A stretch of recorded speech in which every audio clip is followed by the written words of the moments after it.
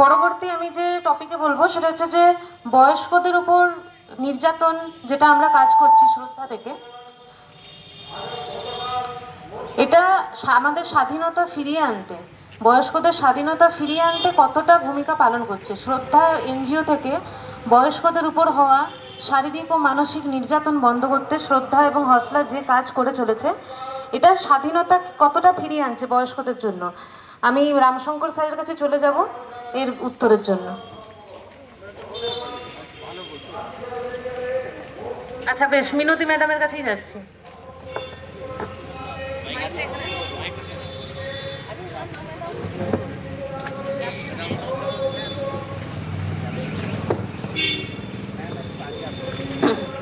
উপস্থিত সকল সদস্য এবং সদস্যবৃন্দ, সুধী দর্শক মণ্ডলী এবং নবজীবন থেকে আসা আমার সন্তান সম পুত্ররা, আজকে যে প্রশ্নটি এসেছে সেটি অত্যন্ত গুরুত্বপূর্ণ প্রশ্ন।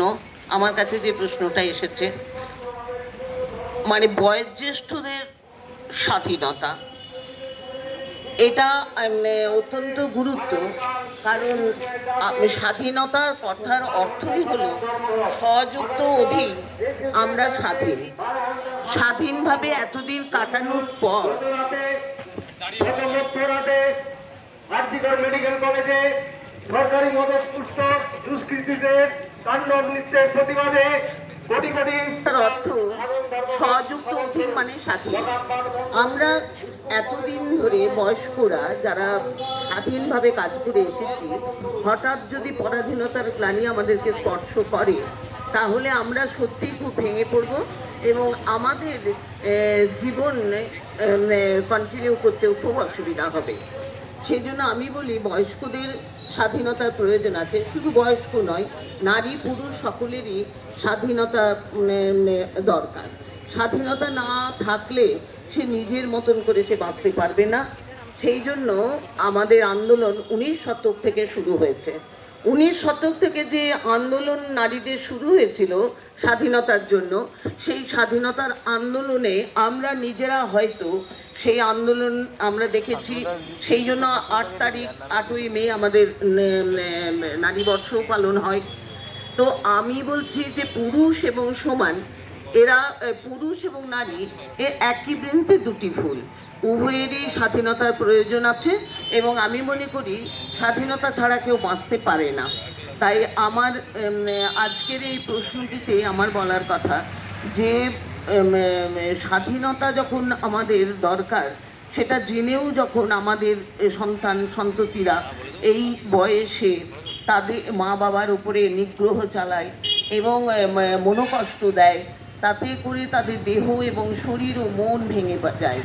তাই আজকে হোসলা এবং শ্রদ্ধার থেকে এই যে বয়োজ্যেষ্ঠদের জন্য একটা জায়গা করে দিয়েছে, এই এনজিও থেকে আমরা যে আনন্দ পাই, সেই আনন্দটাই আমাদের অক্সিজেনের কাজ করে এবং আমরা বাড়িতে যেয়ে স্বাধীনভাবে আরও কাজ করতে পারি। এবং আমরা জানি শ্রদ্ধার একটা ইয়েতেই আমরা বলেছেন, আমাদের এসডিপিও সাহেবও বলেছেন এবং আমাদের বিচারপতি খান সাহেবও ছিলেন, তিনি বলেছেন যে মাদের এখন দিনের পর দিন টর্চার করে যদি কোনো ছেলে জোর করে সম্পত্তি লিখিয়ে নেয় বা আমাদেরকে ভালো করে না দেখে, খেতে না দেয় এবং বাড়ি থেকে বার করে দেয়, এরকম ঘটনাগুলো প্রায়ই আমরা ঘটছে, আমরা শুনতে পাচ্ছি এবং দেখতেও পাচ্ছি। এবং আমি যখন লোক আদালতে বসেছিলাম এরকম অনেক ঘটনা এসেছিল। তাই জন্য আমি বলছি যে এই যে প্রশ্নটা যে বয়োজ্যেষ্ঠদের স্বাধীনতার দরকার আছে কিনা, বয়োজ্যেষ্ঠদের স্বাধীনতার দরকার আছে এটা আমরা জানি, কিন্তু বয়োজ্যেষ্ঠরা ভয় পান, এই বয়সে লড়াই করতে তারা ভয় পান, ছেলের বিরুদ্ধে যেতে ভয় পান, স্বামীর বিরুদ্ধে যেতে ভয় পান। সেই জন্য আমাদের জানা উচিত যে আমাদের জন্য যে আইন আছে বয়োজ্যেষ্ঠদের জন্য, প্রয়োজন পড়লে দরখাস্ত করে আপনি যখন জমা দেবেন ওখানে, তখন খান সাহেব বললেন আমরা অন্য যে সমস্যাগুলো এসছে সেগুলো সরিয়ে রেখে আমরা বয়োজ্যেষ্ঠদেরগুলো আগে দেখি, সেইগুলো নিষ্পত্তি আগে করি। এবং যদি মেন্টাল টর্চার এবং ফিজিক্যাল টর্চার হয় এবং জোর করে যদি সম্পত্তি লিখিয়ে নেয়, আর অভিভাবকরা যদি মা বা বাবা যদি কমপ্লেন লজ করে তাহলে সেখানে 8 বছর 8,000 টাকা জরিমানা এবং 3 মাসের জেল পর্যন্ত হতে পারে। কাজে এইটা আমাদের সন্তান সন্ততি এবং যারা আমাদেরকে ফিজিক্যাল এবং মেন্টাল টর্চার করে তাদের এইটা জানা উচিত যে আমরা আজকে স্বনির্ভর এবং স্বাধীনতার লড়াই করেছি এবং তারপরে আমরা আত্মনির্ভরশীল হয়েছি।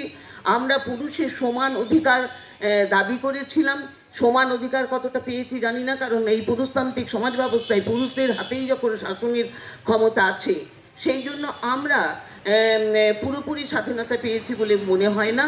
আমরা এখনও ওনাদের পিছনেই আছি। আজকে যদি স্বাধীনতার কথা বলেন তাহলে কোথায় নারীরা স্বাধীন, কোথায় নারীরা স্বাধীন? আজকে আমরা অভয়া কাণ্ড দেখেছি, পার্ক স্ট্রিট কাণ্ড দেখেছি, তারপরে আমরা নির্ভয়া কাণ্ড দেখেছি, আমরা এরপরে আমরা কামদুনি কাণ্ডর পরে আবার যেটি দেখলাম সেটি নৃশংস এবং পাশবিক নারকীয় ঘটনা ঘটল। এর বিরুদ্ধে আমাদের প্রতিবাদ জোরালো হয়েছে, জনগণ গর্জে উঠেছে। আমি আশা করব এর থেকে পুরুষরা অনেকখানি সচেতন হবেন। আমরা অনেকেই দাবি করেছি যে দৃষ্টান্তমূলক শাস্তি, কিন্তু আমি বলি দৃষ্টান্তমূলক শাস্তি এর আগে একটা হয়ে গেছে। ধনঞ্জয় দৃষ্টান্তমূলক শাস্তি দেওয়ার জন্য ধনঞ্জয়ের ফাঁসি হয়েছিল, তা সত্ত্বেও কেন পুরুষরা সচেতন হয়নি? আজকে কেন বলতে হচ্ছে 77 বছর আমরা স্বাধীনতা পেয়েছি, 78তম স্বাধীনতা দিবস পালন করছি, তবু আমরা কেন বলতে পারছি না যে আমরা স্বাধীন? আমরা পুরুষদের নাই সব সময়, আমরা সকালে বিকেলে সন্ধে সব সময় আমরা বাইরে বেরোতে পারবো এবং আমাদের ফিজিক্যাল টর্চার হবে না। একটি মেয়ে 36 ঘন্টা ডিউটি করার পর তারপরে সে বিশ্রামের জন্য একটি জায়গায় সে শুয়ে পড়েছিল, সেইখানে যেয়ে তাকে নিগ্রহ করা হয়, ধর্ষণ করা হয়, তারপরে তাকে মেরে ফেলা হয়। এই অপমানকর এবং এই যে নারীর স্বাধীনতা নেই এবং নারী যেহেতু পুরুষদের তুলনায় কম শক্তিশালী, এইভাবে তার মৃত্যু, আমি এর তীব্র প্রতিবাদ করি এবং ধিক্কার জানাই। আগামী দিনে যেন কখনো এই নারকীয় ঘটনা না ঘটে এবং যারা যৌন লালসার শিকার হচ্ছেন তারাও যেন সচেতন থাকেন। আমাদের আত্মমর্যাদা নিয়ে যাতে আমরা চলতে পারি এবং আমরা যাতে সম্মান পাই, এটাই আমার সমাজের কাছে দাবি। এবং আমরা যাতে এগিয়ে চলতে পারি, বয়োজ্যেষ্ঠরা আমরা যাতে আনন্দ কুড়িয়ে নিতে পারি, এর জন্য হোসলা শ্রদ্ধাকে আমি অসংখ্য ধন্যবাদ জানাই যে এইখানের যে প্রোগ্রামগুলো আমাদের দেহের সমস্ত জায়গা মাথা থেকে পা পর্যন্ত অ্যাক্টিভ রাখার জন্য যে প্রোগ্রাম গ্রহণ করা হয়েছে, সেটা যদি আমরা বুঝতে পারি এবং সেটা যদি আমরা ঠিক মতন করি, তাহলে আমরা আগামী দিনে আমাদের কোনো অসুবিধা হবে না এবং এগিয়ে যেতে পারবো। আমি পুনরায় সকলকে ধন্যবাদ, শুভেচ্ছা, ভালোবাসা এবং শ্রদ্ধা জানিয়ে শেষ করি।